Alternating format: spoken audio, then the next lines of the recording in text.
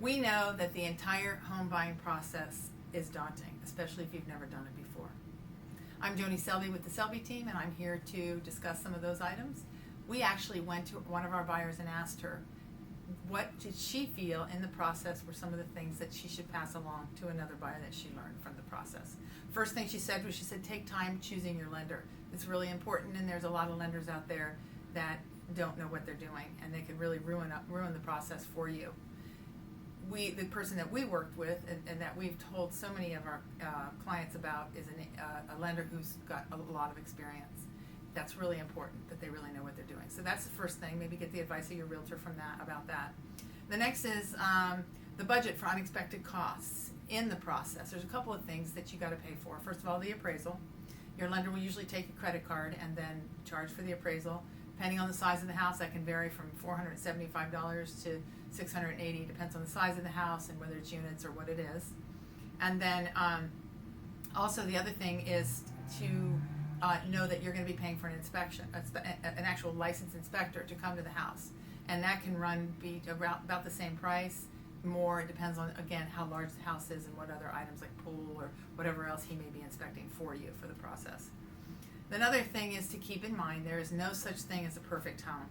So before you start your home search, you might want to brainstorm some of the things that are important to you. Keep in mind, though, as an agent, I know that those things will sometimes change. You'll see a certain location and, I'm willing to take a smaller house to be in this particular location. Or I'll spend more money just to have this, and even though I know I didn't tell you I'd be in that price range, I will spend more money. It changes in the process, but have a starting point of things that you feel are really important to you, and maybe things that don't matter as much. Maybe have a really good high list of importance and then a little lower list. The next thing is always consider the return on the investment. It's important, and it can be scary buying, but you also realize it's probably the most important investment in your life. And the return, especially here in California, is usually quite good. If you look at a 50-year span, all houses have gone up about every 7 to 10 years, give or take. No promises. That can change, depending on when it is. But the bottom line is the return on the investment is really important, and look at it from that aspect, so that when you do improvements on the house, look at it like, is this something that's going to make more money for me, or is this just something I want? And if you're going to live in the house a long period of time, if it's just something you want, then it doesn't matter. You should spend money on the things you really want.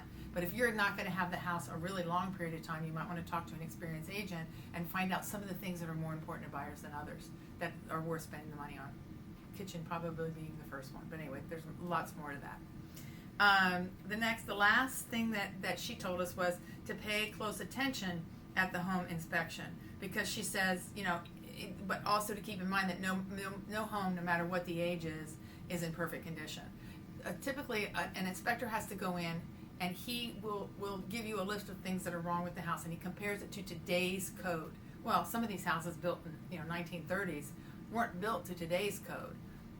So to consider to have an upgrade on a house built in the 30s isn't going to happen. You got to decide what is really and truly a safety issue that disturbs you and what isn't, and your inspector should be able to give you the feedback on that. That's it for now. Joni Selby with the Selby team.